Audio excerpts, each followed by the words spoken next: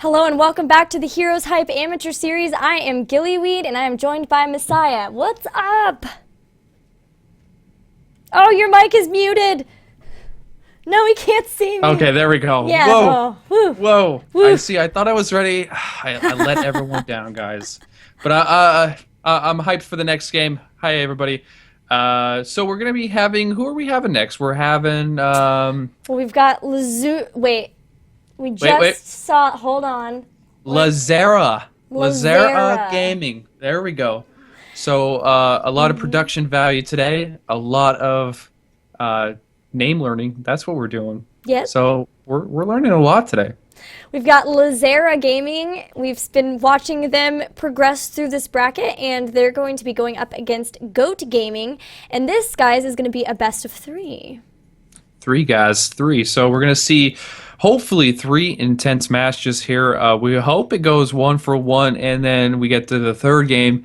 Because all these matches, the last ones we've been watching, have all gone so fast. So I'm hoping we get a little bit of a little break where we get to see a couple more games.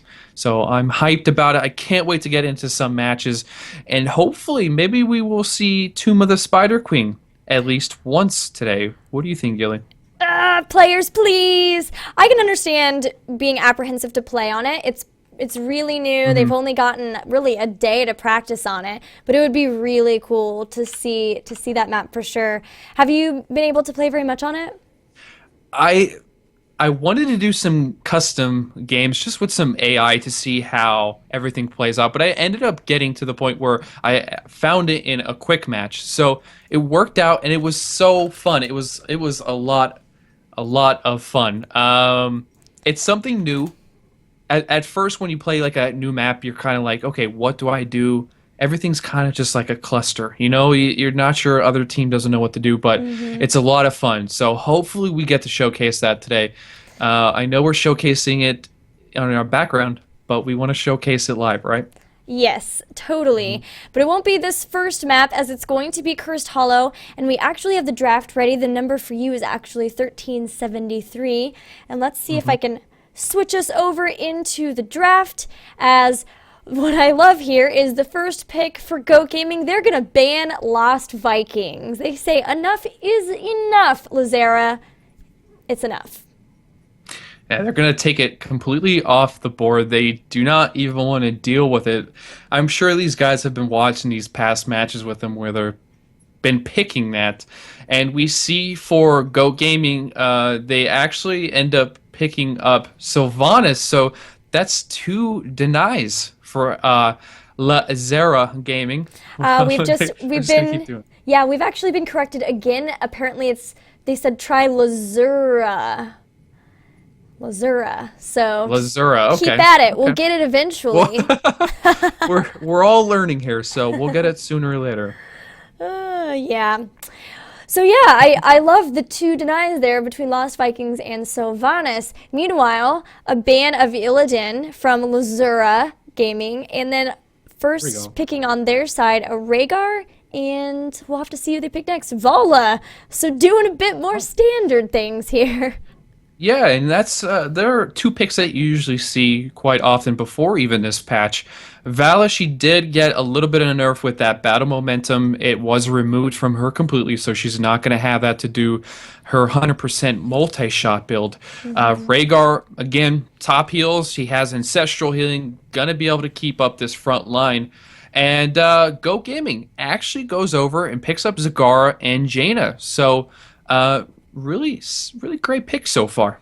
Really fast picks too. The minute Lazura picked up Vala, Goat Gaming was ready. They picked up Zagara and Jaina like nothing. So we're already back. They've got their strong damage dealers there. So now it looks like we'll probably be seeing a very Healy support type person and then a tank to round out their comp. Meanwhile, Lazura has picked up Diablo. And what do you think that they're going to pick here to round out their comp? Well, I'm thinking that they might want to end up going with maybe another side support. I could see that being a possibility.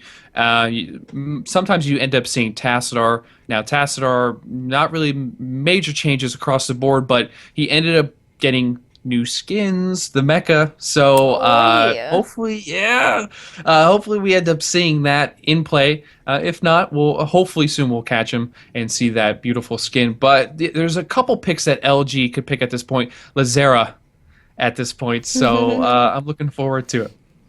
Yeah, I think that we could maybe even see, Sergeant Hammer or Nazebo there. They do end up going with the Tychus, so going to be picking up just another ranged assassin. Very strong. They can do a lot with that Odin. And again, really fast picks for Goat Gaming. They know exactly. Give us time. Went straight for the ETC and Malfurion. It's almost like they had this planned or something. From seeing who's on this team, I have a feeling they've been doing some secret strats.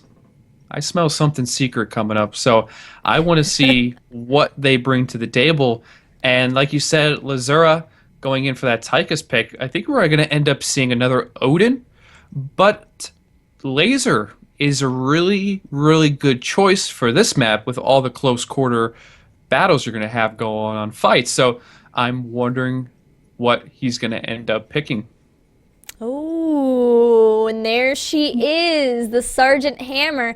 So both teams going for a 1 support, tank, 3 damage dealers type build. New meta, dare I say? Are we leaving the dual support? It could be. It could be the end of days for a dual support. There was some talk from Blizzard, if I remember correctly, that they like the idea of double supports, but they don't want it how strong it is nowadays. And I didn't see really any major changes where they did a lot of work to it at this point. But yeah, I mean, patch came out, meta's going to change. Give it time. Tier lists are going to change. You're going to see a lot changing in the next couple of weeks with the competitive side of Heroes.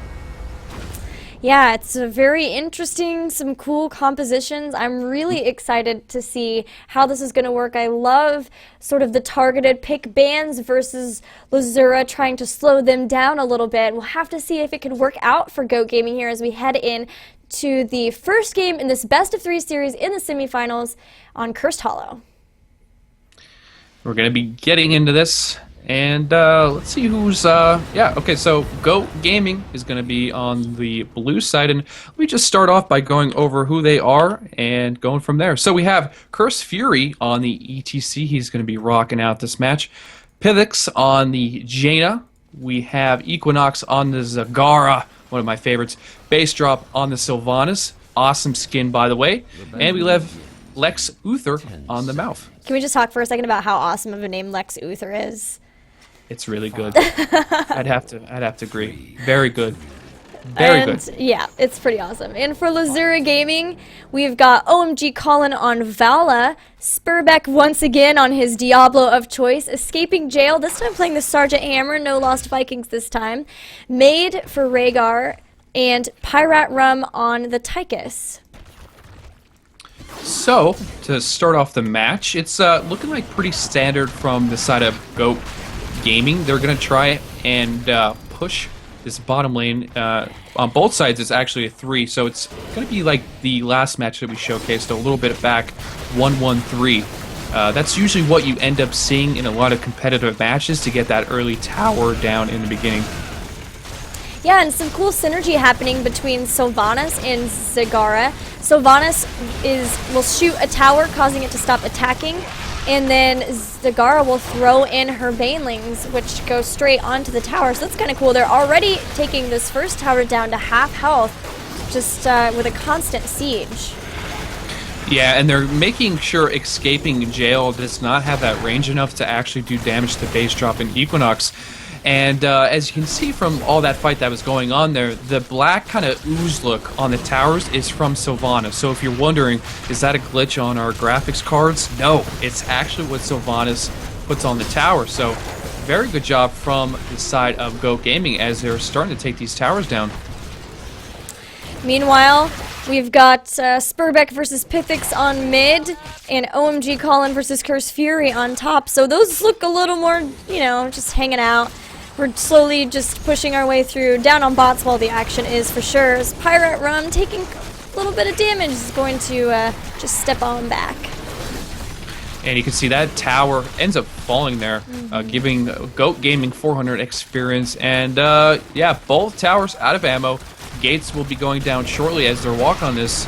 And, ooh, escaping jail. Almost getting rooted there. Almost getting taken out of the fight, but Spurbeck coming down. Going in for the charge. Equinox behind enemy lines here. Gets overpowered into his death. So that's going to go down for Zagara, and that's 1 kill for Lazura Gaming. Can you imagine just being picked up by Diablo and like dying in the pickup? It's frightening. Just like if there was a real life Heroes, that would be very, very scary. Very. I agree. Please add that, Blizzard. Please make that a reality. Real, so we can die to Diablo.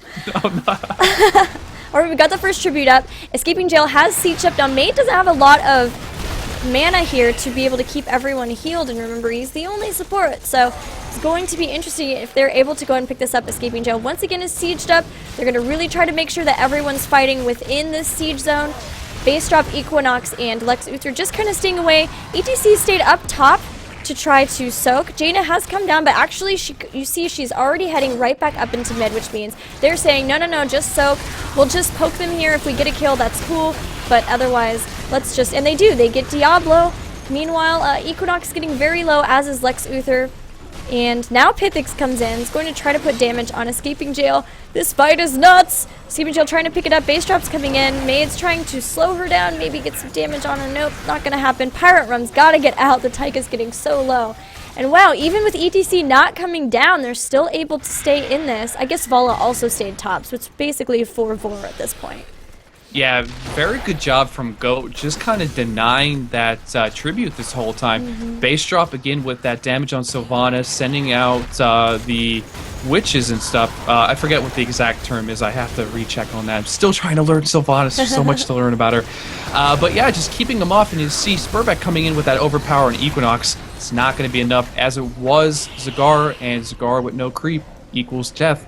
It seemed like Zagara stepped a little too forward there. They are trying to pick it up. Now, this first tribute's so difficult to pick up because the respawn timers are so low in the early game. Now, Spurbeck's going to come in Escaping Jail. They're going to maybe try to siege up here, and finally, they're able to pick up that first tribute at 4 minutes and 25 seconds. That was one of the most, well, not most longest, but a pretty long tribute right there. I mean, that lasted for a good chunk. And in the end, Lazura ends up getting the tribute on that. So good job for them. They captured the first one. It looked like they were maybe going to be able to pick up Escaping Jail on the Sergeant Hammer, but Go Gaming not quite able to catch her before she is able to thrust hers away. They do, however, pick up that next tower, just continuing their experience lead. Yeah, they are pushing, even though they did not get the first tribute, they're not really worried about it because at this point, anything can happen. They are ahead in the EXP gain, as we can see up top, and it's looking good for them. They're actually projected at this point to hit level 10 before them, and that should come around the third tribute, so they're in a good spot. They don't really need to worry at the moment, but Lazura over here pushing bottom right back. They're saying, hey, you pushed ours, we're going to push you back. Yeah, we actually saw toward the end there, Jaina rotate down and Sylvanas and Zagara rotate up like they were going to go ahead and get started on the mid turrets and gate. But with the next tribute, that throws a wrench in everyone's plans. Right away, seems like Goat Gaming's trying to pick it up. They are going to push back Spurbeck, but they're going to come in. They want to try to stop this Zagara, but she's really in there. It's going to put Spurbeck very out of position. He's going to take a lot of damage, does get killed. And Escaping Jail sieging up in a very interesting spot. However, seems that Base Drop and Pythix have found her, and they're going to have to disengage, which means the next tribute has gone to Goat Gaming. Yeah, for on the board at the moment, it's 1-for-1 on tributes, and at this point, we see up top, Goat Gaming is just going to consistently push on that top lane since they only have OMG call-in on Lazura's side. So this is going to be a good job from Goat, and they cannot contest this, as you see sort of members from LG coming up to kind of defend, but it's not going to be enough, as they need to kind of be aware if somebody ends up getting killed at this point, that tribute is going to go to that opposing team. So, right now, Goat trying to steal that golem. Yeah, and I mean, it's hard to contest it because they are level 10. Seems like they're trying, Vola and Spurbeck trying to get a little bit of work done. They're coming in. They really need level 10, but they are going to try to keep engage. Lex Uther drops the Tranquility.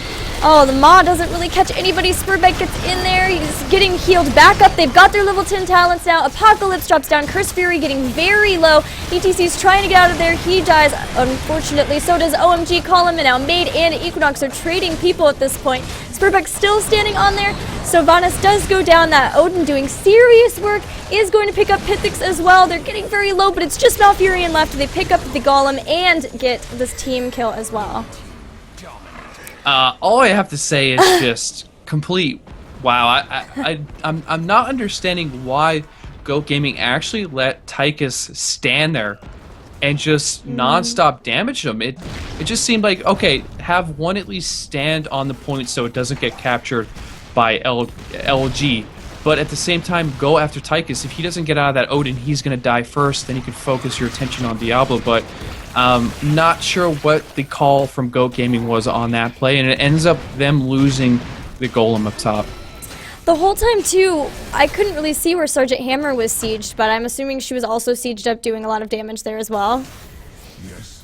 Did you see her in there? I couldn't see her on the map doing anything at that point. From what I saw, it was just Tychus just non-stop doing damage while Diablo was just like, oh, you're poking me. Oh, you're poking me. Yeah. Okay, well, Tychus, clear them up and get them off me. And that's what ended up happening. So, LG coming ahead. They're ahead of that experience. Yeah, they did a really good job of avoiding that Maw, which definitely helped them out, that they didn't get caught where they had some people out and targetable and some people who couldn't really help. And so they were able to secure that fight, come back in experience too. They're actually a little bit ahead in experience as this next tribute starts to spawn. So both teams equal talents at this point. All their level 10s are up on both sides, so I want to see who's going to engage this first. OMG Colin kind of low in the background there, but Lex Luthor taking a lot of damage. Base drop, doing some damage on Sylvanas on Maid. Maw does go out, stage dive goes in from Curse Fury, and here comes the team fight. Strafe going out on all members right there on the side of Goat Gaming, a lot of damage getting dished out. We have Curse Fury being stuck behind that, but Maid and Spurbeck kind of caught in the zone. They're getting body blocked.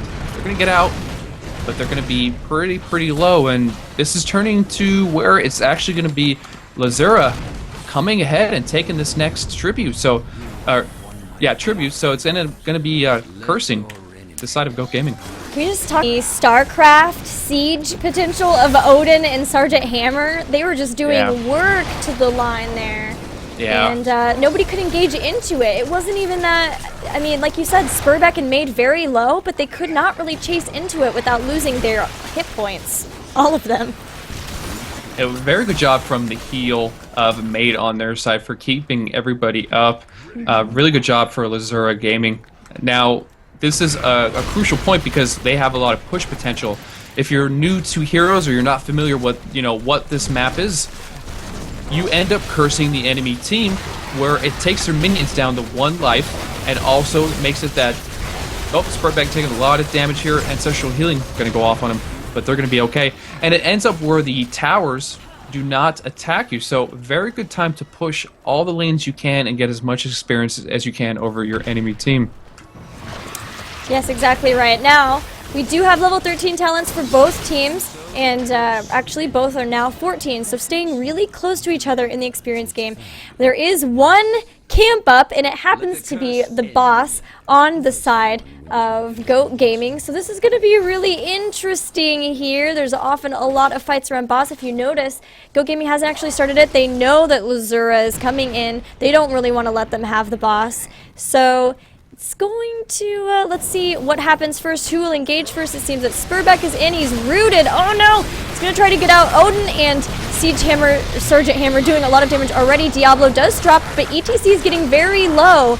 The Maw does catch Odin, and now ETC is jumping back in the middle, and this time Maid does heal OMG Colin, but at the cost of his own life. As he goes down, OMG Colin goes right after him, and Looks like the Siege StarCraft friends are just going to back off. They say, all right, you can have this, boss. We had the other one.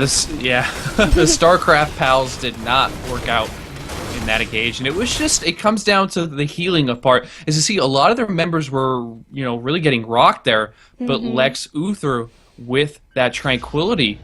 Malf is known to be sustained heals and just pumping them out when that is popped. So very good job on the side of Go Gaming. They do survive that, and they end up taking their golem, and yeah, good job from them. Definitely both teams doing work to stay in this game.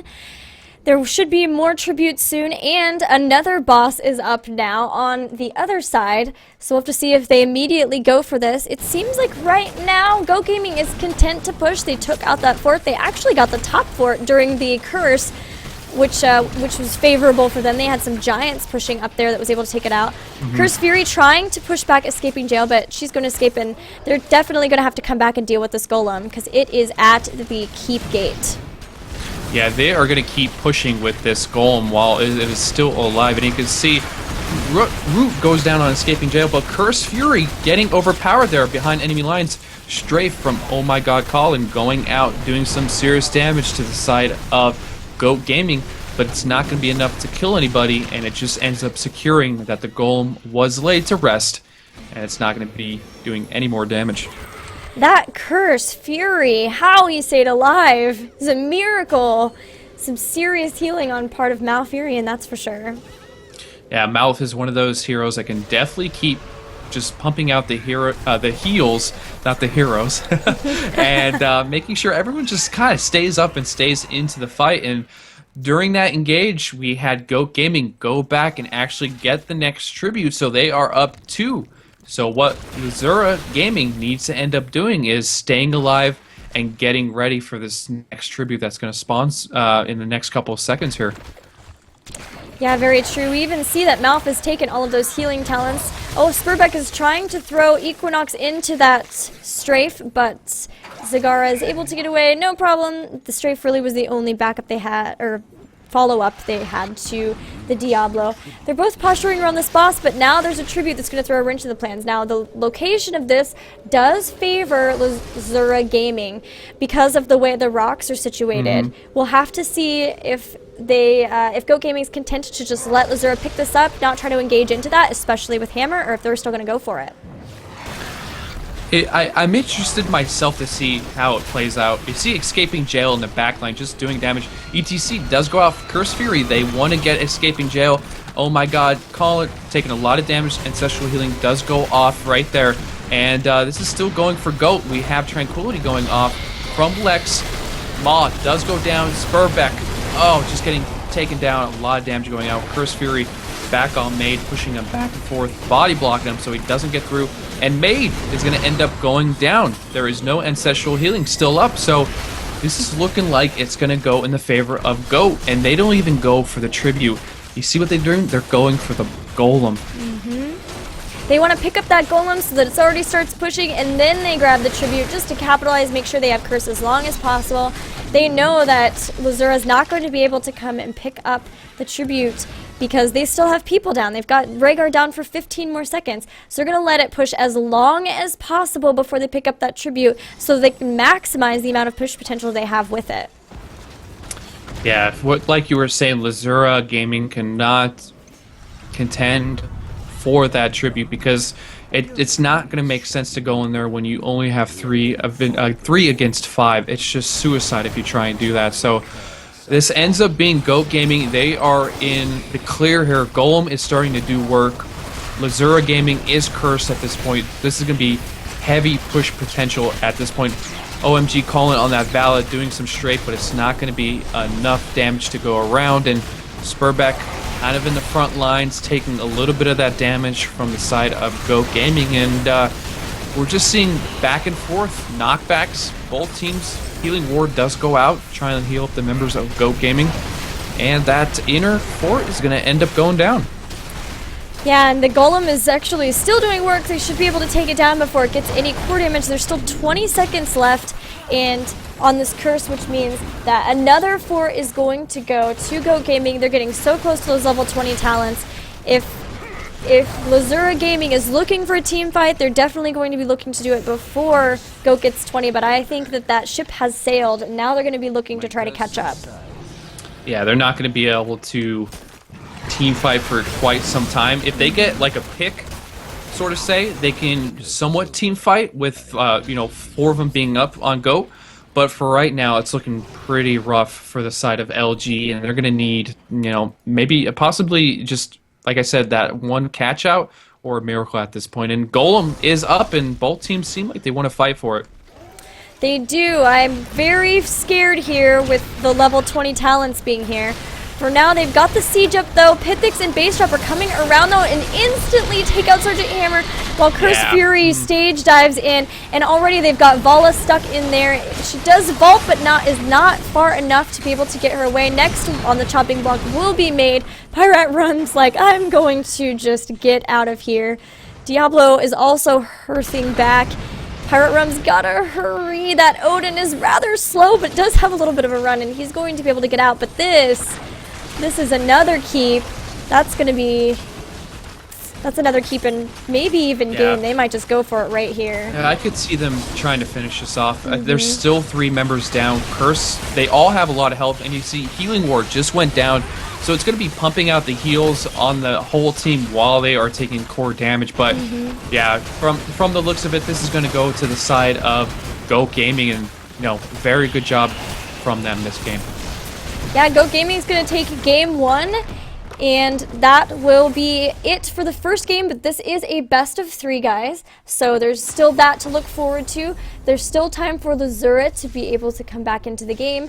And we'll have to see if maybe they can pick up their favorite Sylvanas or even the Lost Vikings and turn it around a little bit, go on to the game 3. Yeah, it's that last team fight, I think they should have over with the Golem. I think they should have just played it safe and just backed out, and you don't always want to go back to that whole lane phase that you hear, like, oh, this game's not about laning. But sometimes you need to get back up in experience so you can try and do an actual, real push on even levels here. And it just didn't work out for Lazura Gaming this time around. But hopefully we see them come around next and turn this into a 1-for-1 and go to the third game for the best of 3. So I wish them luck. Yeah, for sure, guys. We will be right back with that game just as soon as we can get it set up. Should just be a very short break, so we will see you soon. See you guys.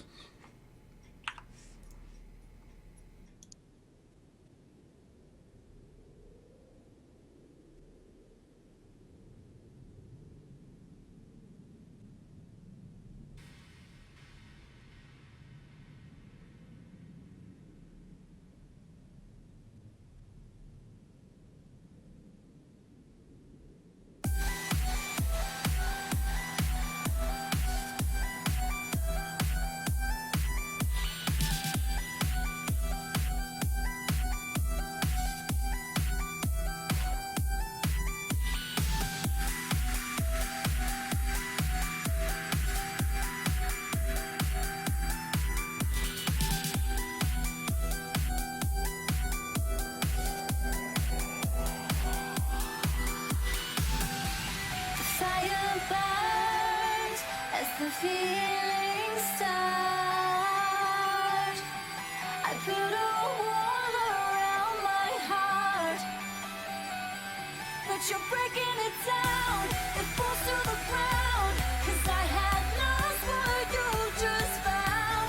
The noise all around, I'm drowning it out, like we're the only ones in the crowd. 'Cause you save me now, save me now, save me now, save me now, save me now.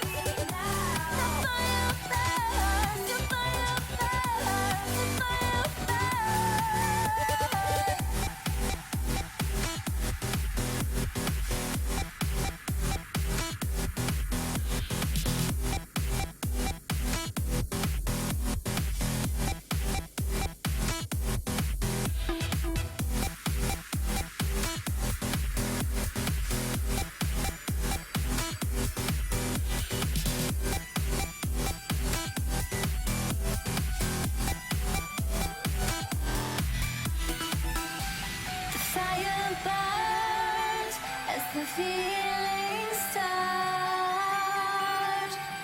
I put a wall around my heart, but you're breaking it down.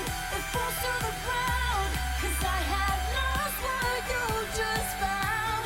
The noise all around, I'm drowning it out, like we're the only ones in the crowd. 'Cause you save me now, save me now, save me now, save me now, save me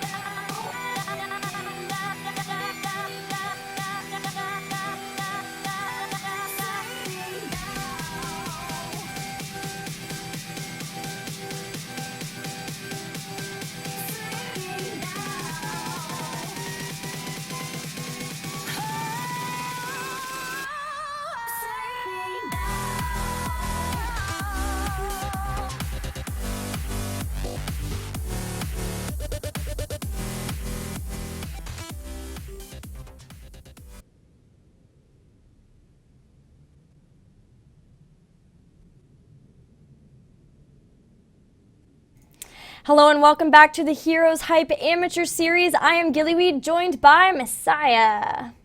Hey everybody, what's up? How is your first HeroesHype? First one, right? Yeah, this is my first HeroesHype event of co-casting with Gillyweed. It's been a lot of fun so far. Having a blast, and thank you for HeroesHype for having me today.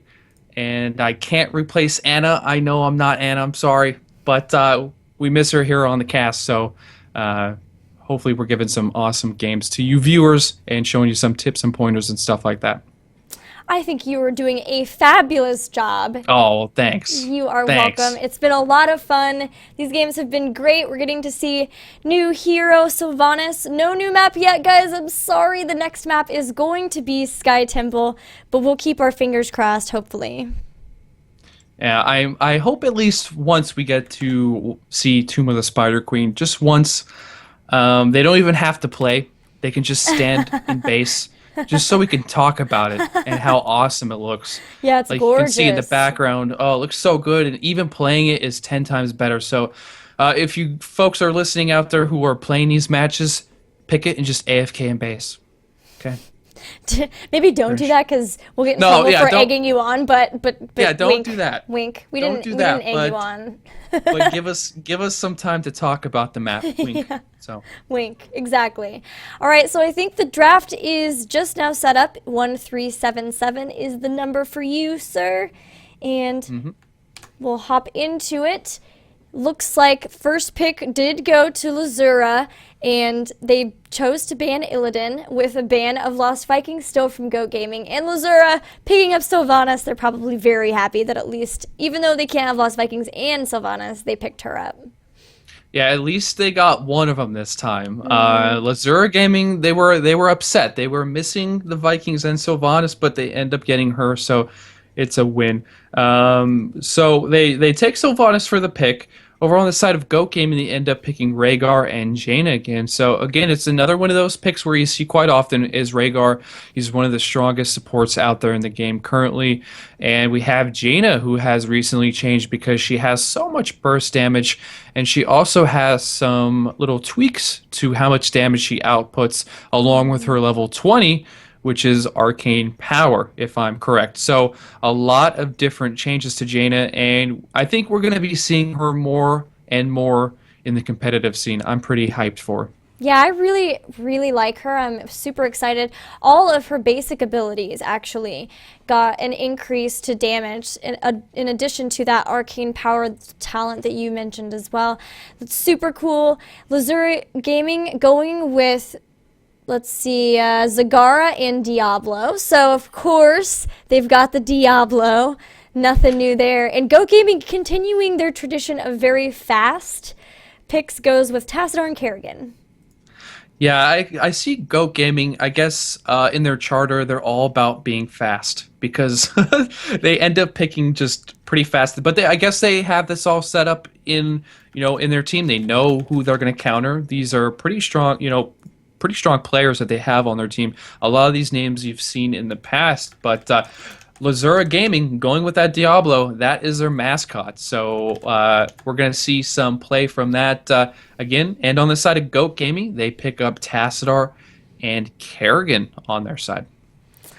Really excited. I think this is them trying to counter that Sylvanas a little bit. We're going to have to see if it works. I think our last Kerrigan didn't quite work that time, but there's always a second chance for Kerrigan. And maybe here on Sky Temple we'll finally see what people are talking about.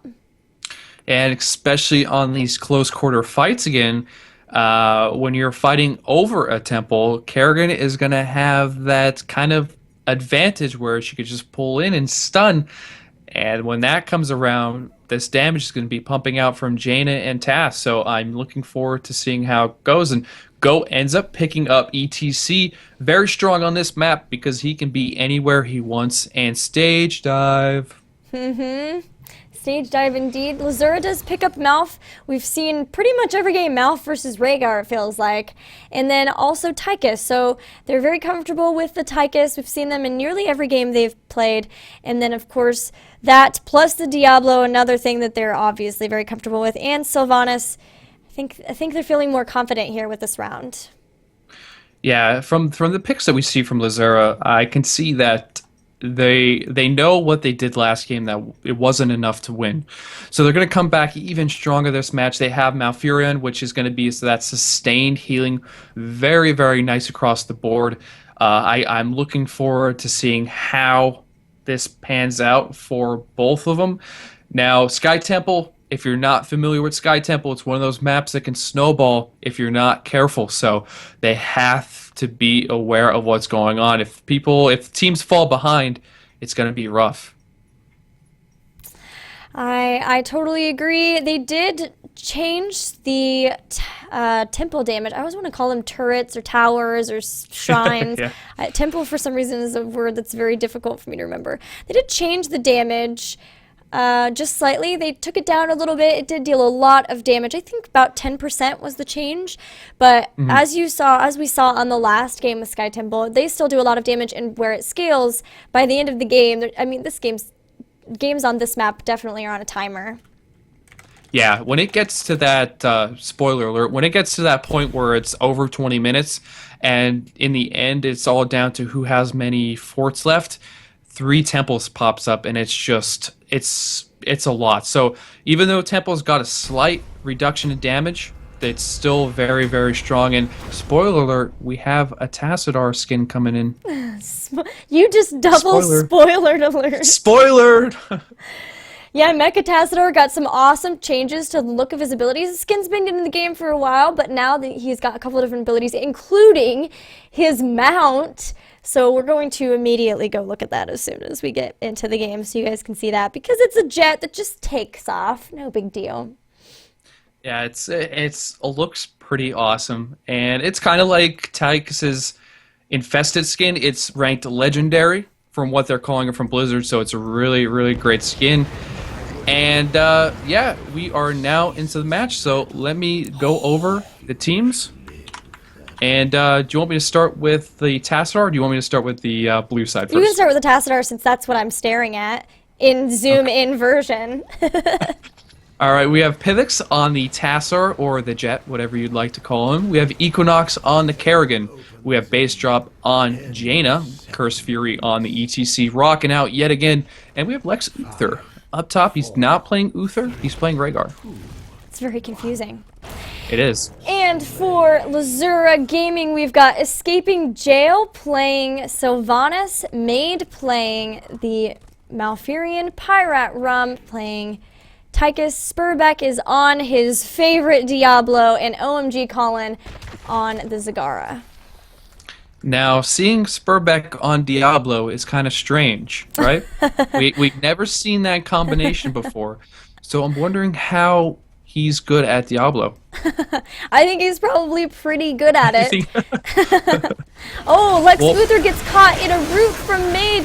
Oh my goodness, lots of damage from Pirate Rum, and a grenade seals the deal. A quick first blood going to Lazura Gaming. Sorry to cut you off there, man.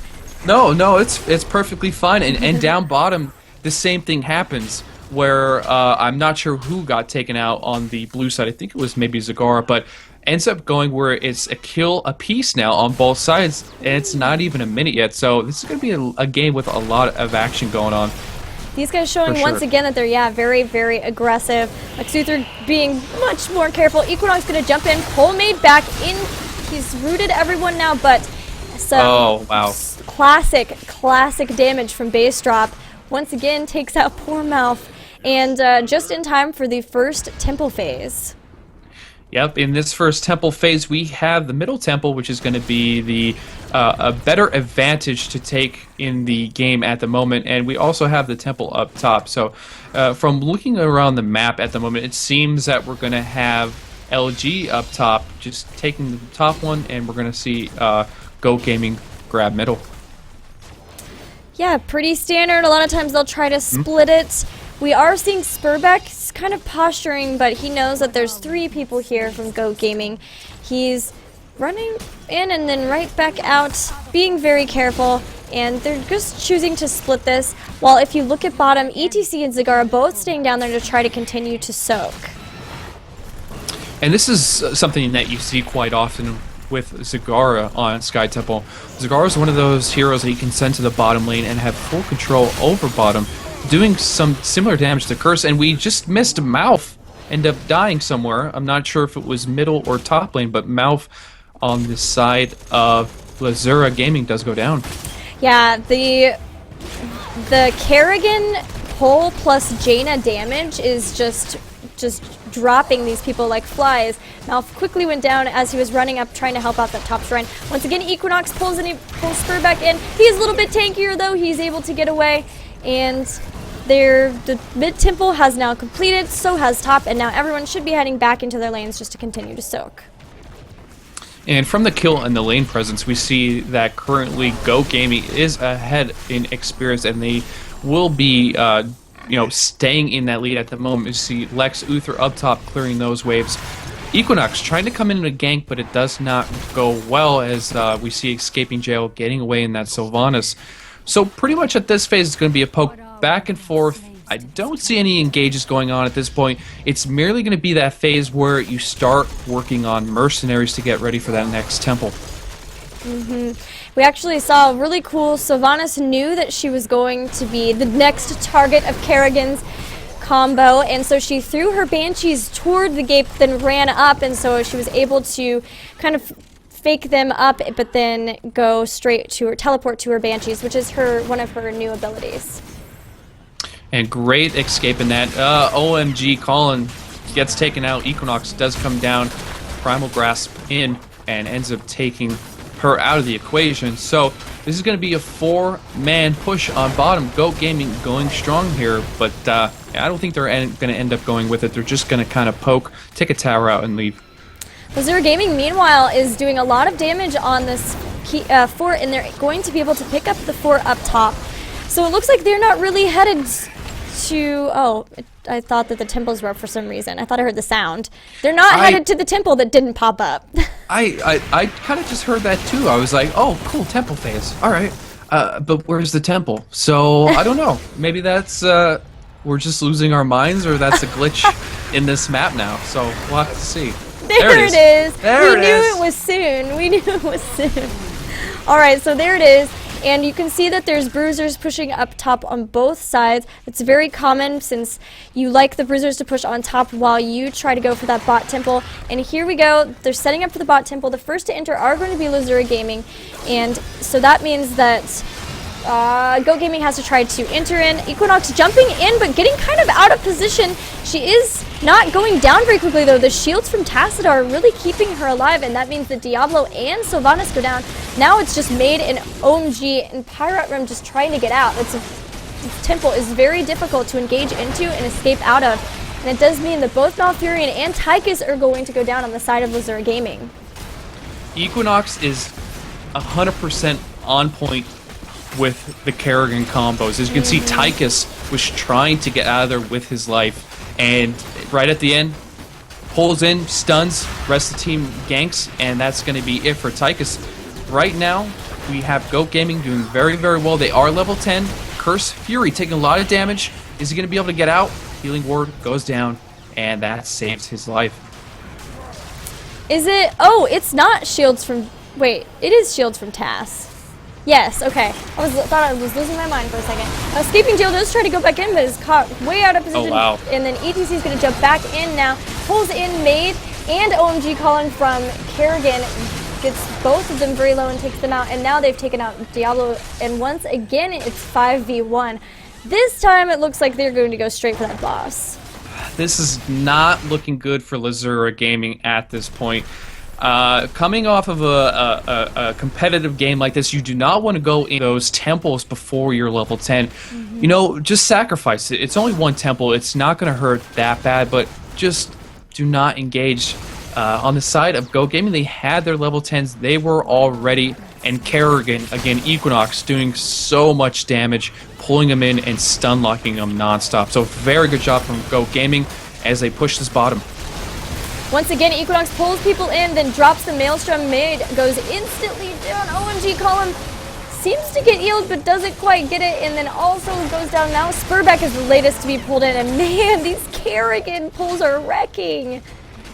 This, I'm just going to say it right now, this is the MVP of this game is definitely going to be Equinox. So Equinox is playing so aggressive, but he knows he's safe. He has the confidence of his healer Lex Uther behind him on the Rhaegar. He knows, hey, I can do this, I can do that, I'm safe, I trust my healers, and he is just going full on damage, just wrecking. Yeah, well, at the moment. Exactly right. The boss is wailing on the keep. Meanwhile, the members of Go Gaming go straight up and take out the fort in mid, and the structures really tell the tale here. They're definitely down. They've already got damage on a keep here. They just now hit level 10 LG Lazura, so they're going to be trying to merc and come back into it a little bit, and now finally, after several minutes of fighting, it seems that people are going to once again be trying to go for this temple. I was wondering if they just forgot about the temple, or they don't even care. Curse! Stage dive goes in, Made, caught behind enemy lines here.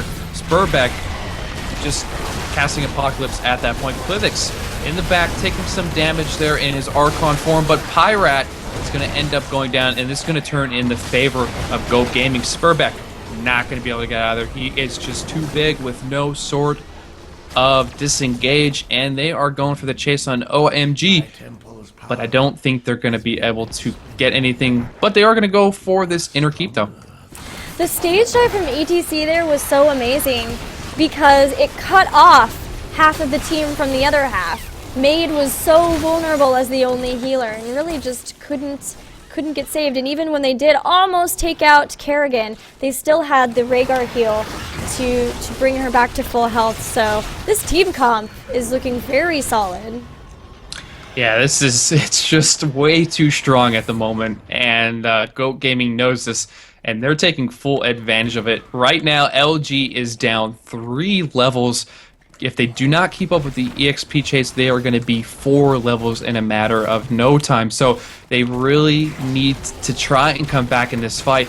Like I was saying in the beginning, though, this map is known to snowball. So if you can't catch back up, it's going to be GG for you. Yes, can be very difficult to try to catch back up on this map because the temples just keep doing more and more damage, and it's hard to engage into those when you are behind. You really have to take the time between temples to try to get your experience back up, but of course a good team is going to be pressing their advantage during this time as well and just trying to keep the experience lead, which is what we're seeing Go Gaming doing. Yeah, Go is just pushing this top lane, getting as much experiences as they can, while you see down bottom lane, ETC is soloing the minion wave because he has that stage dive. So technically he's not up there, but he's always in the fight. ETC is always there for you, and he's going to have to stage dive in.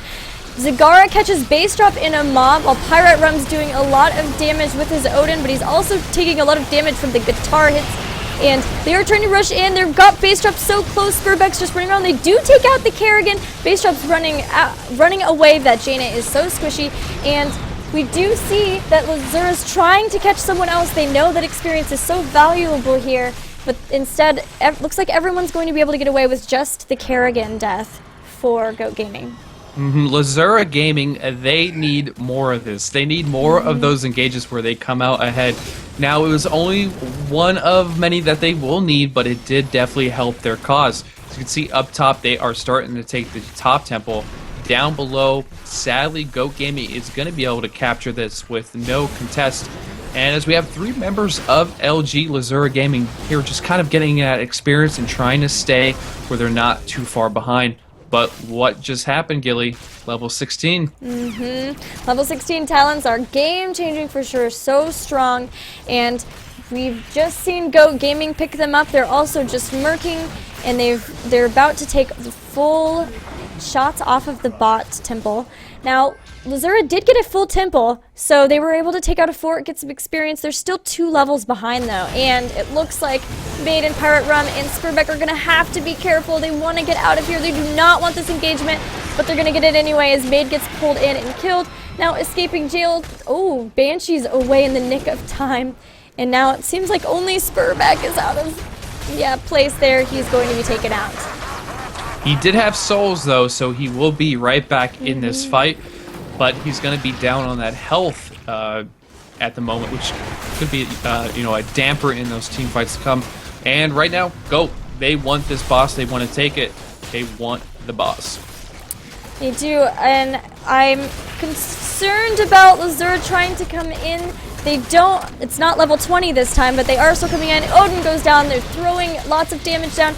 Maw, somebody, and there's the Apocalypse after the Maw, but it doesn't quite hook her up, and now there's Diablo down, now there's Zagara down, and ETC is coming in. He wants to try to catch somebody else. Looks like it might be Pirate Rum that they go for, as he is just hopping out of the Odin, but they're body blocking him for days, and they do. They catch the Tychus, and now that's 4 members down, and with 4 members down, and a keep already down, and the boss pushing, that's going to be game. And don't forget those 2 giants that are also walking behind him. That's going to be GG. Very well played from Goat Gaming, and unfortunately, Lazura Gaming. This is where they're going to end. It is. They've had a great run. We've been watching them all the way to this point, but Goat Gaming has come out. They've goated their way to victory, perhaps. Very nice. Very nice. No, it was terrible. It's okay. But I was trying. They will move on to the finals, and who they're going to face, we're not quite sure yet, guys. Let's see if we can figure out hit that refresh button. On the brackets. Yes. Yeah. Now, Vitality Esports was playing Wild Growth, and it looks like, they're still not in the bracket yet, guys. Well, let's talk final thoughts on that game before we figure out who will be next. Yeah, sure. In the end, Goat Gaming definitely just overpowered that whole match.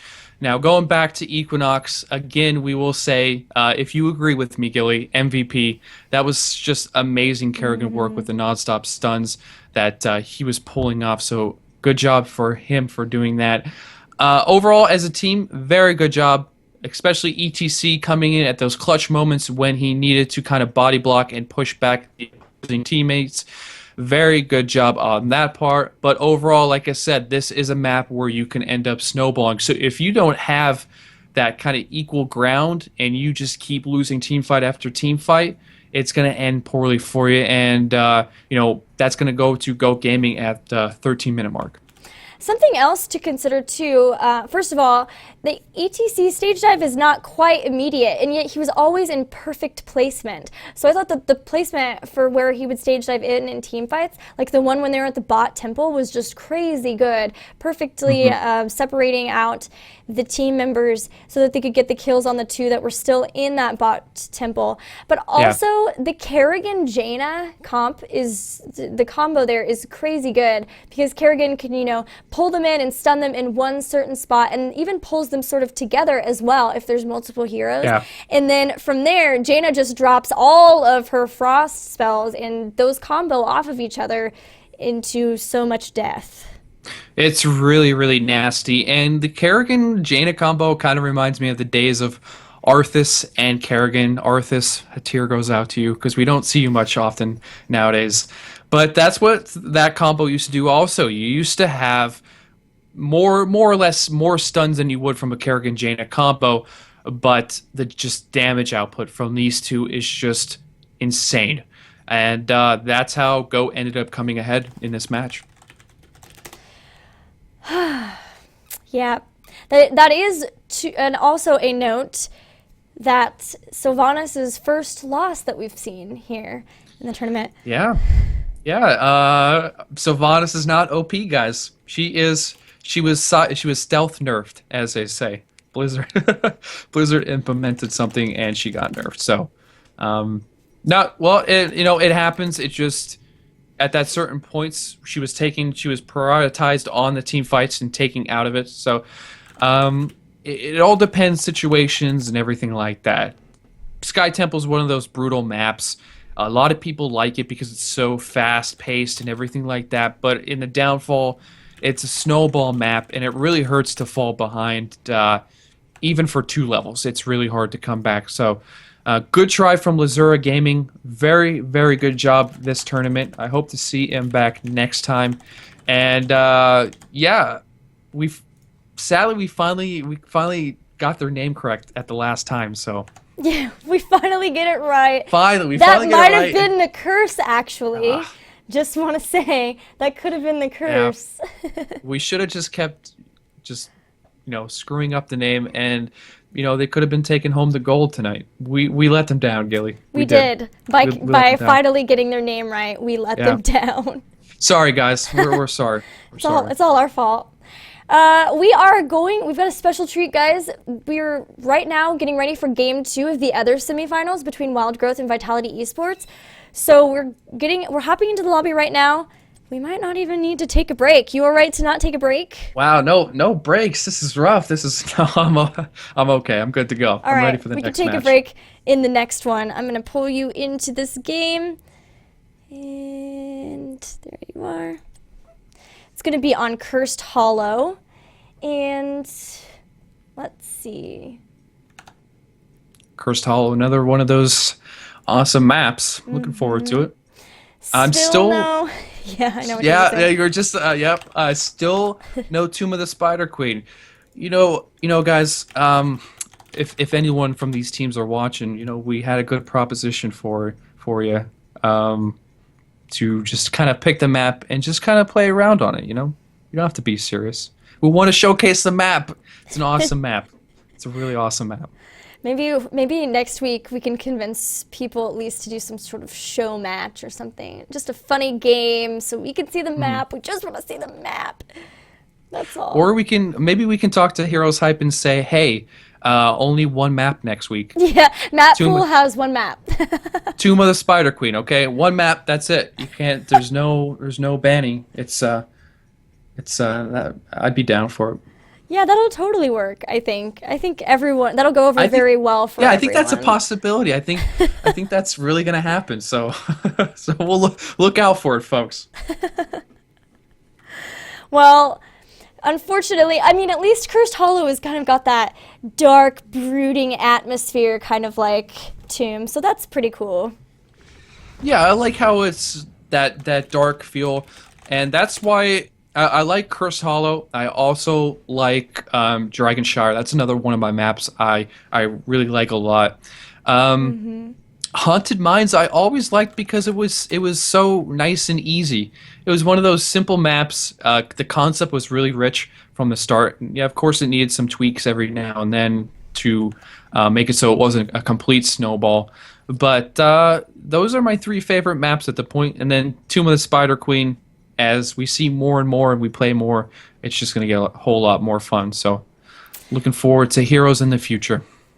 Yeah, I played a couple games and I got pretty ragey / grumpy on it. I think it's just because I literally have no clue what's going on. So I'm like, I don't understand the things that are happening, and so I get really angry because I think I was the same way with Sky Temple, and now it's the map I feel I know best, so that's really cool. I feel like when I have to make calls, it's the map that I feel most comfortable on for sure.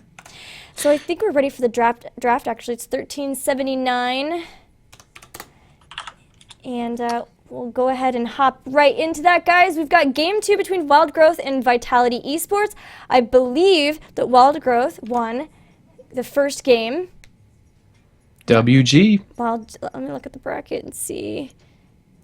The old refresh. Yeah, it looks like WG's up 1. Okay, cool. So it'll be up to Vitality to bring it back here if they want to go to a game 3 and make it into the finals even. So we'll have to see if they can do that. Yeah, draft should be starting soon. We're waiting for it looks like Vitality to sign up and get ready to start drafting, and there we go. So we'll start seeing the bans and picks very, very shortly. Now, just to go over a recap of Curse Hollow, since we have a couple seconds here, we'll just kind of go over an overview of what the map is. Now, Curse Hollow is a very, very large map, one of the largest out there considered, and the map objective is to go for spawning points that are called tributes. After a team collects 3 tributes, you end up cursing the enemy team, which makes all minions down to 1 HP life. And it also causes any towers or forts to actually not attack you when you're going to do damage on them. Now, the core will still attack you. That will always be the same, doing enough damage and everything like that. But this map is where you have to really be aware of the timers. You have to be aware of mercenaries on, what certain time to take them, etc. And pretty much when not to die, because this can turn to a point where if somebody ends up dying, it can cost you a lot. So it's a very, very situational map, I guess you could say. I totally agree with you.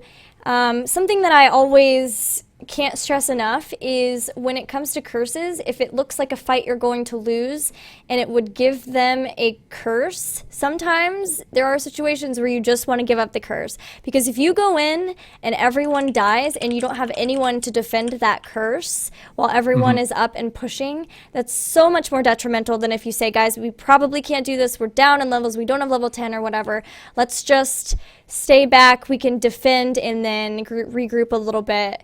So that's definitely the one tip I would have here for you guys who are starting out in the game. But let's see, we've got bans. We've got a Sylvanas ban. Is that the first Sylvanas ban we've seen? I think so. Is this the meta? This might be the meta. Is this the new ban phase? Meta's emerging here at HeroesHype Amateur Series. Wow, they banned Tassadar though. No more Jet. You believe that?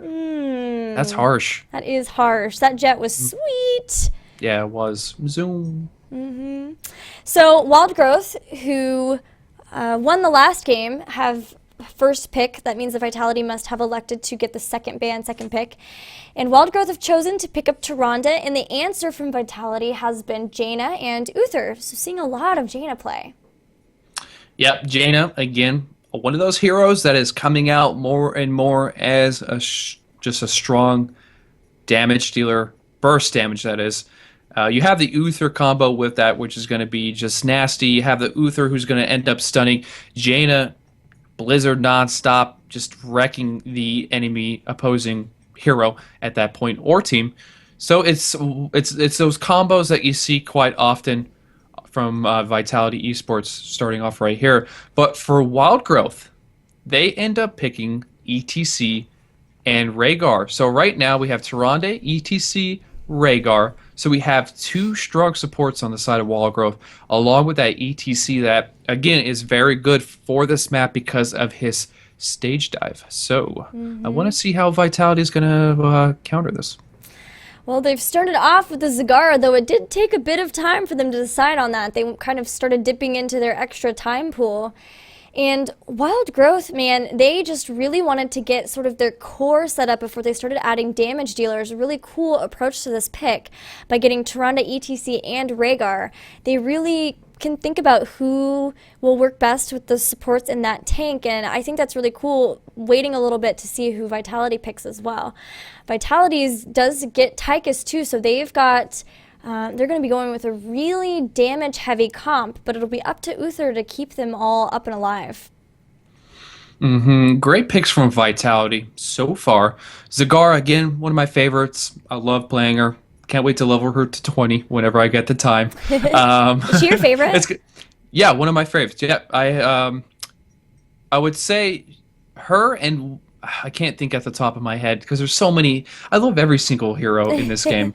They're all fun to me. But Zagara, Tychus, great picks on their side. And Wild Growth has the next 2 available picks as it's starting to go in their time pool. While we wait for this picks, Gilly, who is your favorite hero? My favorite hero is probably Tyrael. I love that dude. Justice. Yes, I think he's so awesome anyway, but then on top of that, I feel like all of his abilities really fit his character really well, which could be said for all of the heroes, but for some reason, all of them really speak to me about even the way that he's played too. You know, he's really fast, he dispenses justice, he's mobile, he's kind of in your face all the time, and I think that that's so cool. So he's definitely my favorite. Before we finish off the picks for Wild Growth, do you miss Fire Chains? Fire Chains? I don't know, that might have been before my time as Tyrael. Uh-oh. That's some very early alpha, so I apologize alpha? if you're... Yeah, it's old school alpha. So. When I first started, I really wanted to play supports. I played supports in MOBAs, and I really enjoyed playing supports, but then I started playing supports, and then started playing tanks, and especially Tyrael, and was like, whoa, these are awesome. And so went from there to more assassins and supports now. And I especially love this guy who just got picked, Falstad. Yeah, Falstad's one of those heroes that he kind of fell off for a little bit, but he's starting to really make his march back and get picked more and more often. A lot of damage. They changed how, some of his skills from a previous patch, not the current one. So he is an all-around great pick, and I want to see how Wild Growth is going to use him on this map. Now we do have Vala. So Vala, speaking of Vala, she ended up getting some nerfs to her battle momentum if you're just checking in and you're not familiar. So we're going to see how they play out, but she's still pumping out a lot of damage. And from Vitality, they pick up that Diablo. More Diablo, and I'm not saddened by it. I really love watching Diablo play. Yeah, Diablo is a fun hero to watch. Like we were saying in the other match, imagine getting picked up by Diablo, overpower into your death. Yeah. Scary. It's a scary thought. So, great lineup from both teams here, and I can't wait to get into this match. I want to see how this goes. Great teams. Both teams are exceptional, so I can't wait. I'm really pumped about Falstad. I think he's so awesome on this map too. He those tight corridors where you have fights are so fun for him when you get that hinterland blast, because everyone's sort of funneling down into you and you're like, hey, have this laser that also will probably kill you. Yeah, laser is very, very strong, and I hope we at least see it. You see a lot of Odins getting picked, but this is another map where you can go both if you really choose to. It all depends situational. But we have a lot of combos from Vitality, that's for sure. You have Diablo Apocalypse, you have Zagara Maul, you have Uther Divine Storm, you have Jaina, possibly Ring of Frost. We're going to see. She might go Water Elemental this game. But that's a lot of lockdown. And Tychus, just if he does Odin or he does Laser, it's just going to be so much damage going out. Yeah, I feel like we've had a game in the past where we've had the Maw into the Apocalypse, into the Divine Storm, or like some sort of order of the three. I feel like we've had that in the past, and it's worked out very well. So as long as they can secure that, get the first one, then I think we'll definitely be seeing some sort of wombo like that while Jaina is just dropping ice on everyone.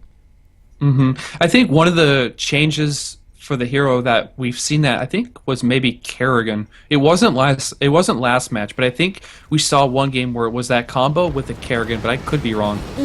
I meant in other in past weeks of the series. But yes, okay. With the Maelstrom, it's just as bad, just as scary for sure.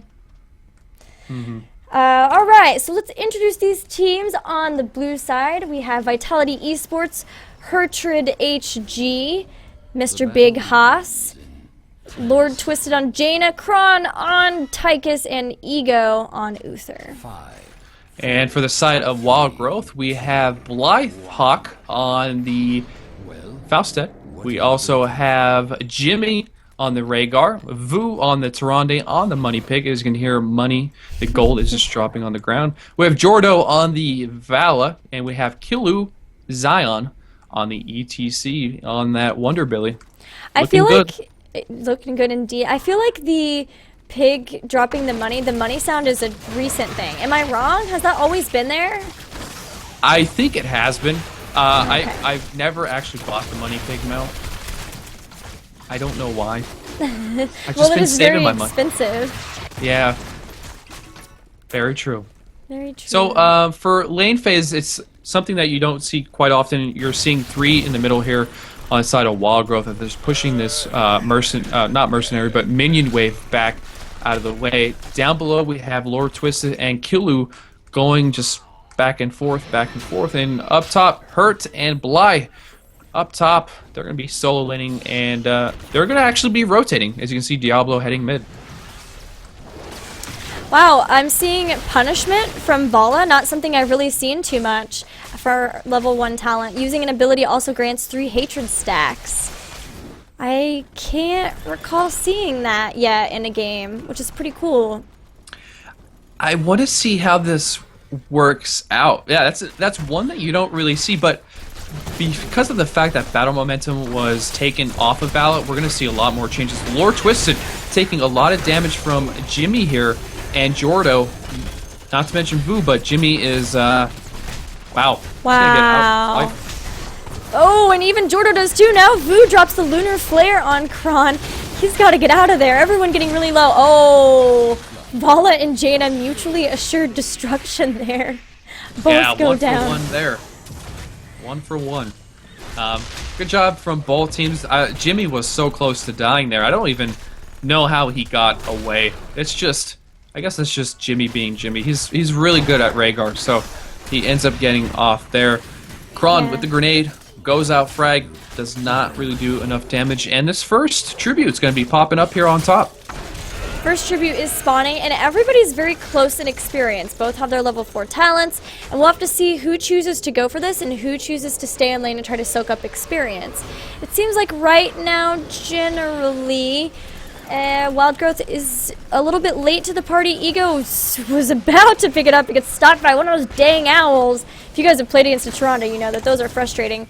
Another Lunar Flare stops them, followed by a Hammerang from Blythewalk, and they're just doing a really good job being really freaking annoying here, while they're still continuing to soak. Wild Growth is.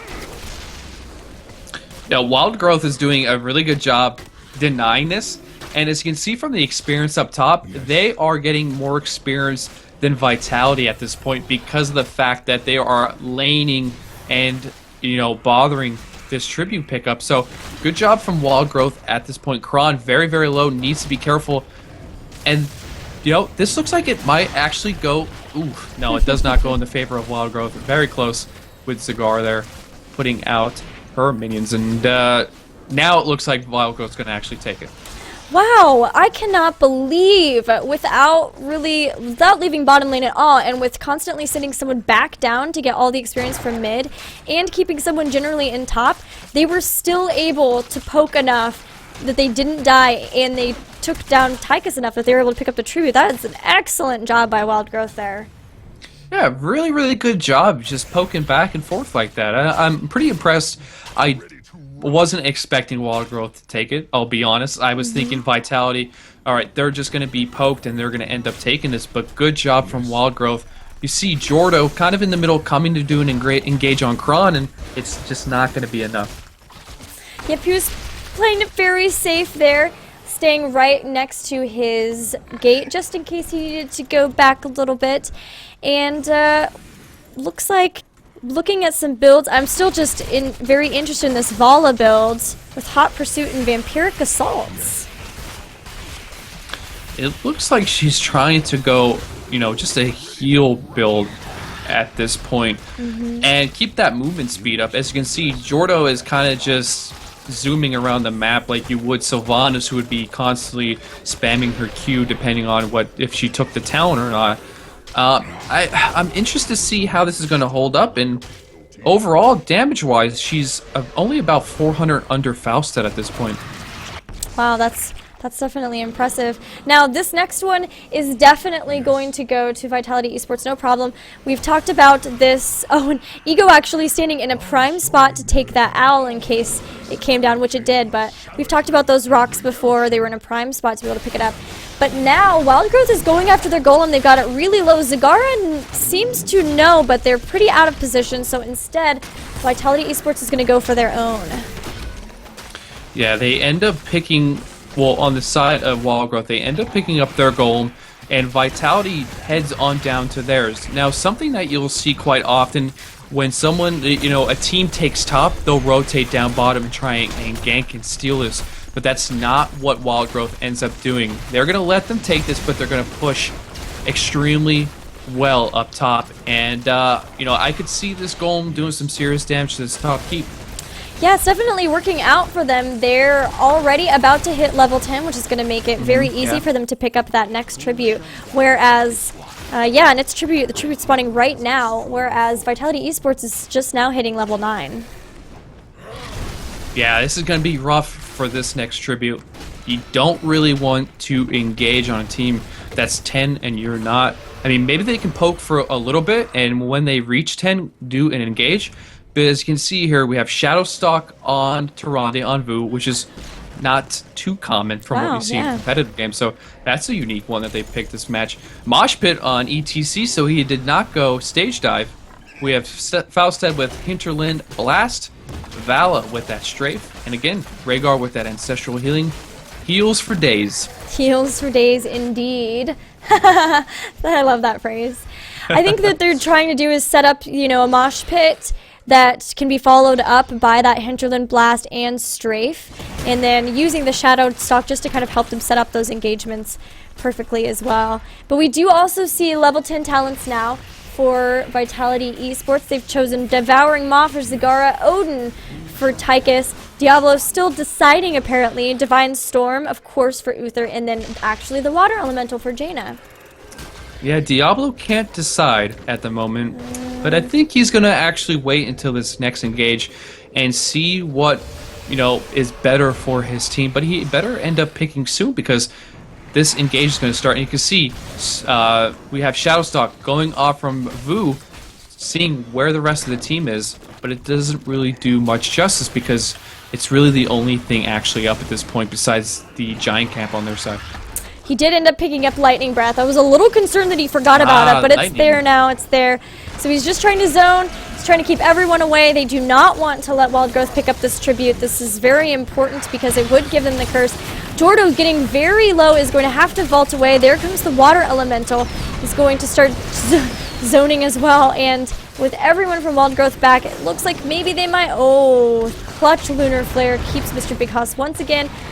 Oh, Ego eats up the owl, though, and Lord Twisted is able to pick it up without any deaths as well. Hurt going back in, just kind of pushing him back. This is not looking good for Hurt, though, as he's taking a lot of damage. Maw goes out on Jordo. We still have 5 members up of Vitality, as you can see Vu in the back line. But Hinterland Blast does go off, and Blide does hit a majority of Vitality Esports. Mr. Big Hoss does not have that movement speed to get out. And Zagara ends up going down. So a nice pickup from Vitality on the tribute. So right now they're 2 for 2, but at the same time they lose 2 to 1 in that engage. Yeah, and it looks like Kron for a second gets caught in the mosh pit, but Ego's able to stun him out. And because of the 2 hero loss on the side of Vitality Esports, Wild Growth is able to pick up these giants, buys them a little bit of time to go push their lanes back and get set up for the next tribute. And down bot during that whole engage, we have those 2 giants doing work. Have that keep down there almost at half life. Now, it's not going to go down here, but in future waves or if there was a team fight, that would be going down. Next tribute is spawning. This is kind of rough because right now, Vitality is down 2 levels. And those 2 levels also include a talent lead for Wild Growth as well. The next tribute is going to determine curse, and it looks like there's the Shadow Stalk. They're going to try to get something set up, figure out where they are. Hertrick does throw Blythewalk over, but he's able to barrel roll away. Now Kilyuzion's in a little bit of a bad spot, but EZTC is able to get out. Hertrid drops the lightning breath, but doesn't really hit anything. Everyone's kind of just leaving. Ego is trying to pick it up. He might be able to do so. He does pick it up. So they are going to go ahead and secure the curse. Blizewalk was just slightly too far back to be able to hit Uther with his hammering. And so the first curse is actually going to go to Vitality Esports. Good pickup from Vitality on that engage and pushing him back. But look, Wild Growth is saying, hey, you got the curse, but we're going to kill your team. Maw goes out on 2 members. Blue team member down, Zagara does get killed in the end there. As you can see, Wild Growth is still pursuing them. They are pushing them back, making sure they do not capitalize on this hurt. Lunar Flare goes down. Burnable up right now and just gets melted. He does have enough souls. Diablo will be back. And they are going to just back off of this fight and clear the waves that are attacking their forts. Yeah, unfortunately, although Vitality Esports picked up the curse, they were behind in levels enough that they got pushed all the way back, and so they took out 1 fort, helped them get their level 13 talents, but they're not, maybe they might get 1 more fort, I'm not really sure. It's just pretty much minions pushing. They did get a lot of damage on them though, so they are at least vulnerable for later pushes. Yeah, and top, it looks like they are going to get this for Vitality. Not too much of a game ender, you know, but we see Wild Growth. They're going to take this golem up top.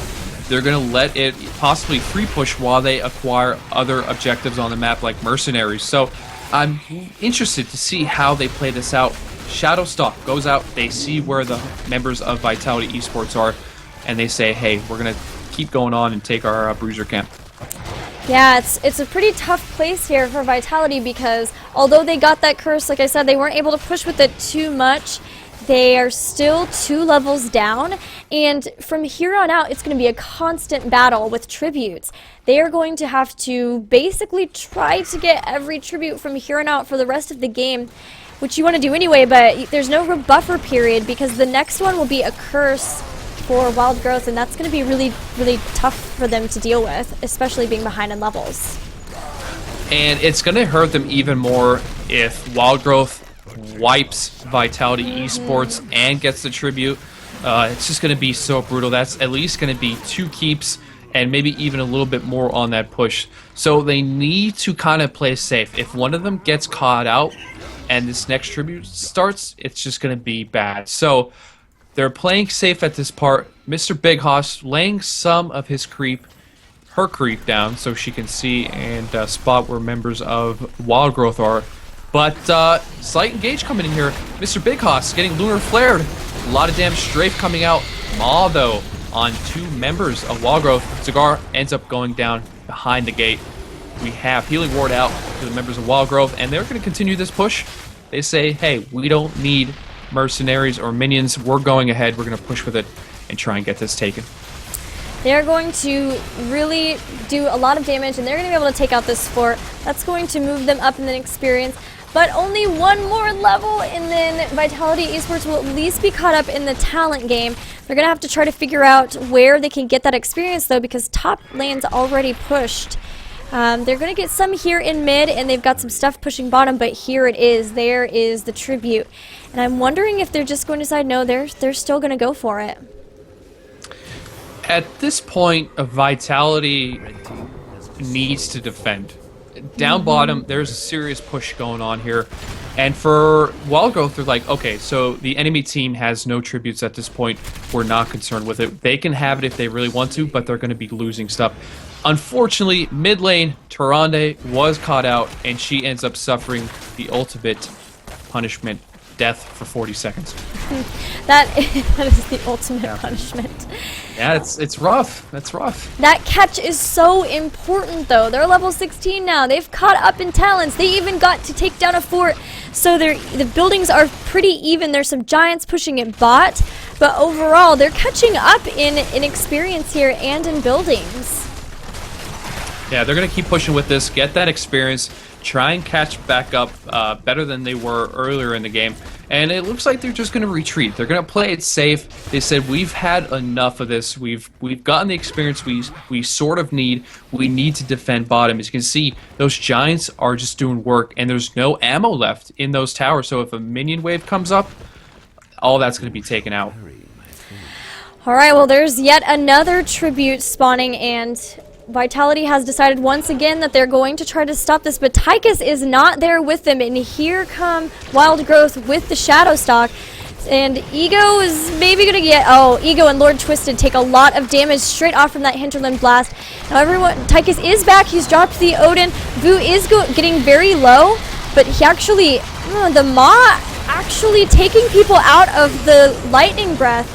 Don't know if that's quite what they wanted there. ETC and Diablo go down, but now Uther's dead as well. They're trying to catch Jimmy. They might be able to catch Jimmy. He's going to Ghost Wolf away.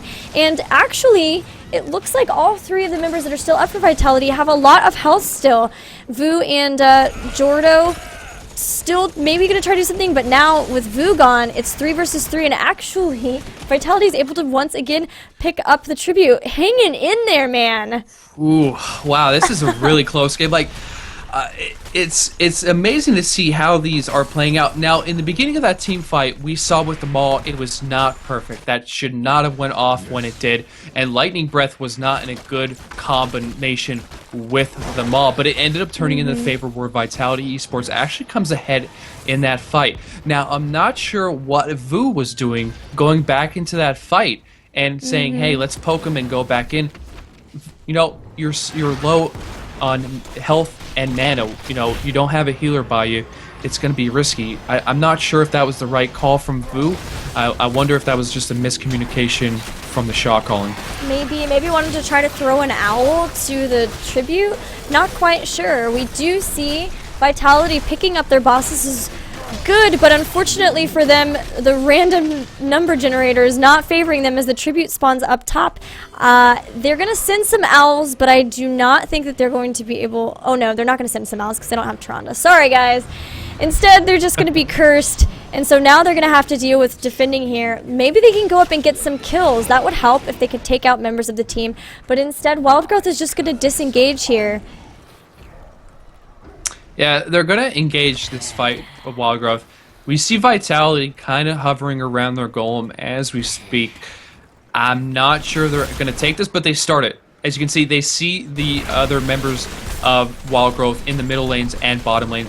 Al does go up. They are going to see what's going up here, but it's going to be too late. Vitality is going to end up stealing their golem. Man, they are really hanging in this game. Comeback. It's pretty cool. They do have to take care of their base. Remember, they've been cursed this entire time if they've gone up and taken this golem. So they've got to deal with the minion pushes here. They've got Mercs pushing in on bottom with nothing to be able to attack them. So they're just going to go back. They're going to regroup, push back the lanes, save all of the structures they possibly can, and wait for this curse to end. Now, how you were mentioning about the curse still going on, this is what you see a lot in some of the competitive matches where sometimes it is better off to just kind of push while you're cursed. Especially if there's a member of the opposing team down, at least maybe one or two of them. In that case, it's better to push and kind of counteract what's going to happen to your base and do it to their base. Well, we've got Wild Growth looking to maybe put the pressure on. They've got level 20 talents now, whereas Vitality Esports is still about half a level behind. So they've got to be really careful not to get caught out. We've got Rewind for Tyrande, Hardened Shield for ETC, Call of the Wildhammer, which doubles the range and more damage for the Hinterland Blast, Bolt for Vala, and Storm Shield for Rhaegar. Very good picks across the board on that for their level 20s. Rewind on Tyrande, just nasty, especially with the lunar flares, if that's what they plan on doing on Vu. Some clutch stuns. Hardened Shield on ETC, gonna keep him up, keep him going and rocking on. Vala with the Bolt of the Storm, another great pick because she does want to get out of the hot zone, I guess you can say, and be safe at all times and do damage behind the tank. So a great pick. And Storm Shield, another one of those, instant clicks where sends those shields out, helps the team a lot. A lot. Everyone just kind of posturing here. This is like one of the hardest things to do on this map is when nothing's up. Now they're going for these giants, but before nothing was really up. It was really hard for them to try to figure out what to do. Basically, Vitality Esports just had to kind of stay back and see what move Wild Growth would make because they knew that they weren't 20, but they are 20 now. And the situation we saw Vitality in before, now Wild Growth is in it. Vitality at any point could get a curse, and a curse at this time could be game ending easily. Especially if they kill some members of Wild Growth. This could actually turn into where Vitality comes back and can actually win this.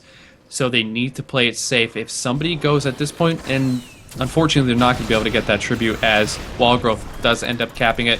I do not see an engage coming between both teams, as you know, they don't really need to, and both teams are smart. They know if someone's going to end up dying, it can cost us the game at this point at the almost 21-minute mark, so they're playing it safe. A couple of things on talents that I think are interesting. We've got imposing presence on both Diablo and Uther, so just making sure to slow attack speed for the Vala, Falstad, and everyone else on the team of Wild Growth. Anyone who attacks Diablo and Uther, pretty cool there. And then actually the Vala build is very interesting to me. Both Punishment and Hot Pursuit, not super seen, but then also taking the Spell Shield there as well. Maybe for Jaina's insane damage. Yeah, Ooh. Jaina does definitely pump out some damage. Hurt! Getting knocked back, taking a lot of damage. Hinterland going out, but Bly gets mauled. That's going to be going down, but he's still going to have that up. Hurt. A lot of hurt at the moment going down to him. Ego kind of misplaced at the moment. I'm not sure what he's doing, but he gets the Divine Storm off. Not going to be enough. And as you can see, Kulu going in. He is chasing Hinterland, going off, taking him down a decent chunk here, as we still see the chase going on, but this is going to be in the favor of Wild Growth, as Jimmy, hot pursuit for that Mr. Big Hoss, and Zagar is going to go down. She is going to have to go back to base for 60 seconds, and this was a victory for Wild Growth as they're going to try and take this golem. Sorry I missed the Zagara kill, guys. I was too interested in the fact that Uther died, was a ghost, healed people for a bit, and then came back again with that new redemption talent that you can take at 20. I missed it. Oh, it's just pretty awesome. But unfortunately, in zooming in on Uther and showing how awesome he was, I missed a Zagar kill. So my bad, sorry about that. And they do pick up this golem, and now the tributes are 2-2. There's still 3 people down for Vitality. This game is going to be rough for them. They do have a good push on top, which it looks like that's where Wild Growth would be looking to go and stop at right now. In addition to picking up that second golem, whew, they're putting the pressure on. Yeah, they're going to have to clear down bottom here for Vitality. They're going to have to clear this golem. And then they're going to have to deal with top golem. They're also going to have to deal with the tribute that's popping up here in a matter of seconds. So what do they do? That's going to be the big question. As you can see, bottom, that golem ends up taking that keep. And right now, Wild Growth is up a full level over Vitality. Well, they know they've got to go for this tribute. They don't really have a choice. They've got a little bit of buffer room while the golem pushes you still really far back, so they're going to try to get it. Kron gets so stunned. He was so close. Now here they come in with the Shadow Stalk. Oh, the Hinterland Blast hitting Kron, but he's able to be healed back up. Now Kyouzine coming in. Kron drops the Odin, so they're ready to deal damage. Hertrig just staying back a little bit, waiting for the perfect person to try to throw back. He doesn't really want to throw ETC. That's not really who he wants to throw, but that may be the only person he gets. Now, Kron is doing a lot of damage, and Hertrid's doing a really good job of zoning. Oh, but man, those Tyrande Lunar Flares are able to stop them from getting the tribute every single time. Now Kyouzion's coming in. Kron's getting low. Oh, actually, Hurt blinks out? Is that what he did? Yeah, he blinked out of that mosh pit. So good. Unfortunately, he is going to go down, but so does ETC. No tank for either team. Mod doesn't catch anybody. Oh, no. But it does zone. It zones a little bit. Kron's getting it. He's got the tribute. He gets the tribute. And even though Jaina goes down, Ego, Kron, and Mr. Haas are able to keep the tribute and secure the curse for them. Jimmy is still taking damage there. He wants this pursuit, but they're not going to keep up with it. And at this point, they're just gonna go back to defend and clear the curse and live another day. Awesome team fight from both sides. That was phenomenal. Wow, a lot going on in a little bit of time. That's for sure. The golem did get a little bit of core damage down, but shield will heal it mostly back up. Unfortunately, not really sure what they can do with this curse, Vitality. They've secured it, but all the lanes are pushed. They only have one keep. Wild Growth isn't really having to defend this curse at all. Unfortunately for Vitality, it turned to the point where this curse is going to be a flop. It's not going to be what they wanted. They were expecting more minions in lanes and an initial, kill spree on Wild Growth. Unfortunately, Vitality is not going to get that this turn around, and that curse is going to technically be a waste. They're still waiting. I don't know why, but it looks like Uther is still dead on my overlay. I think that might be something to do with the new resurgence of the Uther, otherwise known as Redemption. I see that too. And it's looking like Wild Growth is going to go back. They want this last keep. They want to win the game. They want to go on to the finals. Vitality sees it. They're going to go back to defend. And we'll have to see if they can wipe them. They could definitely take a keep and maybe go for the game. We've got long respawn timers at this point, but it's gonna be a battle. And they end up stealing the Giants on the side of Vitality. Very good play from Wild Growth. They saw where the members of Vitality was and said, hey, they're down bottom. Let's steal their Giants. Very good move that you see a lot of teams do. It's all about that map awareness. So good job to them. Poking back and forth going on, but it's not going to be anything serious at this point.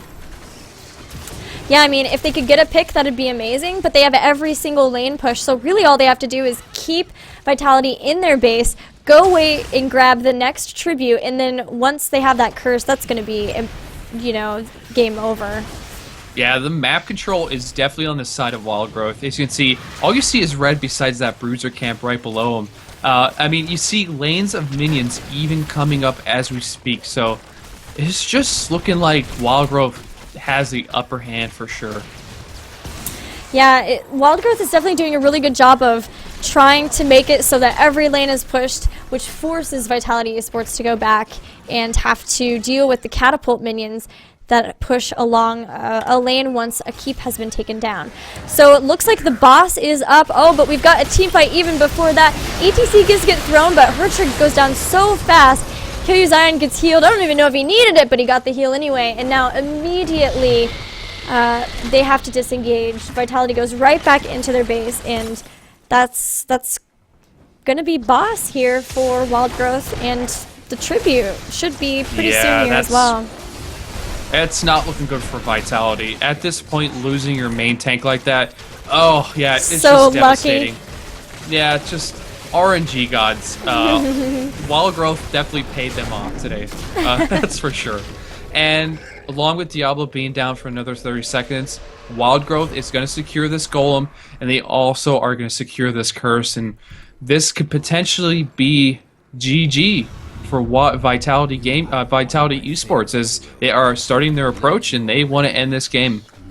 They do. They're going to run straight up with the golem. The golem is going to walk right to core. No keep or tower or well to even distract it. He's going to go straight to that core, and Odin immediately is popped. He's going to they're going to try to focus all their damage on the golem. They really have to take that down, but meanwhile, Hertrig's trying to get Blythewalk. He does push him out of position, but Rhaegar heals him back up to full, and once again, just keeping everybody alive, that Rhaegar. Lord Twisted and Mr. Big Huss getting very low, as is Hertrig. Nobody really taking too much damage, although, oh my goodness, there was the hinterland.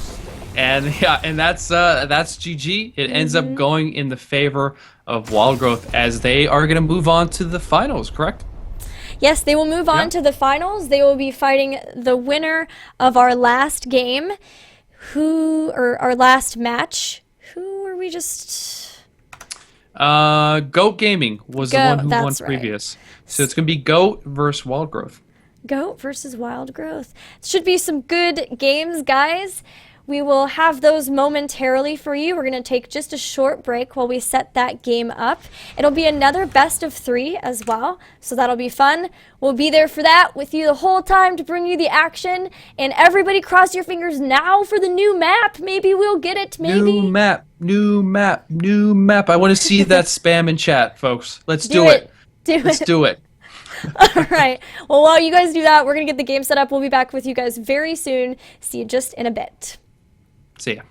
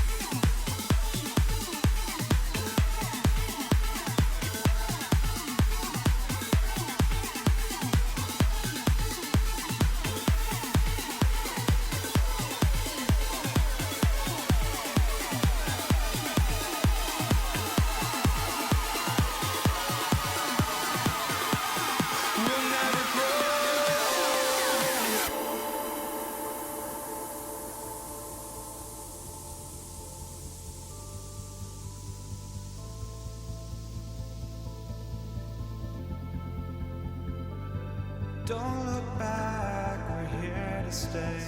A life we knew would come one day. And this is it, the borderline to where the future leaves us behind. The fire will burn and never die. Looking through the eyes of a brand new life. And so just find me, just find me. Sparks will fly if we scream no. This is not how we're gonna go. We are the ones who will never let go. Just watch us run to where no one knows. We'll never grow. We'll never grow.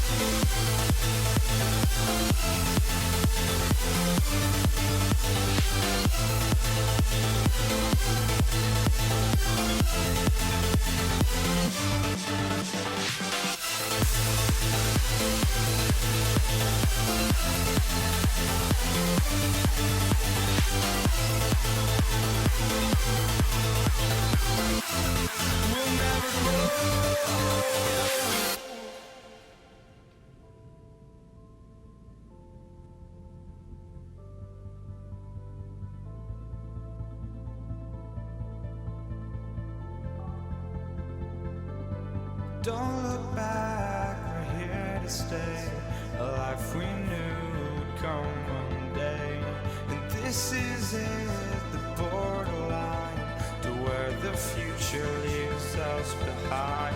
The fire will burn and never die, looking through the eyes of a brand new life. And so just find me, just find me. Sparks will fly if we scream no. This is not how we're gonna go. We are the ones who will never let go. Just watch us run to where no one knows. We'll never grow.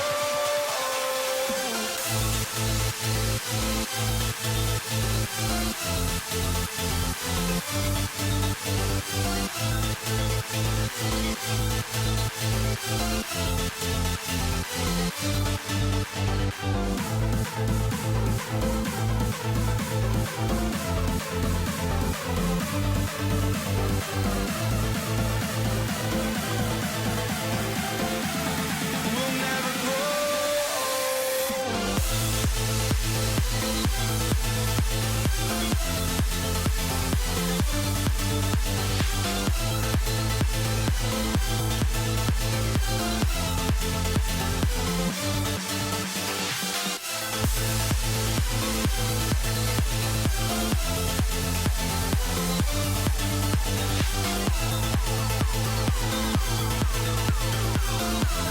We'll never grow.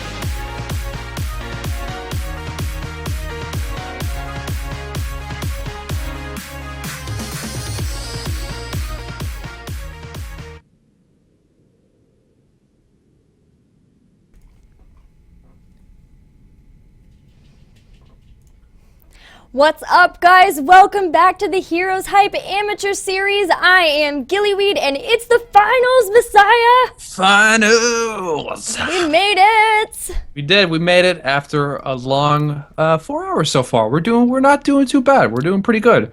But yeah, finals, pumped. I can't wait to see. We have 2 awesome teams that have made it to the finals. And pretty awesome names, too. That's for sure. We've got Wild Growth and Goat Gaming. So, you know, if you're not sure who to root for, you can always root for the name you like best. Wild Growth actually used to have a longer name. It was ridiculously long. It was something like Cats in the Hats, Wild Growth, or something like that. And we kept calling them Cats Gaming, and so I think they just shortened it to Wild Growth so that they could choose how we shortened it. And that would make it a little bit easier for us casters, and it is rough. As earlier games today with Lazura Gaming, that was a toughie for us, but we conquered it. We did. We made through with it. So, yeah, 2 teams, very, very strong. We've been seeing, we've both been seeing these teams grow over the past. Wild Growth is one of those chat favorites from what I've been seeing pop up in chat during the final moments of the previous match. Goat Gaming has some excellent players, as we saw from a couple matches ago. Equinox on that Kerrigan MVP, #1 NA USA Worlds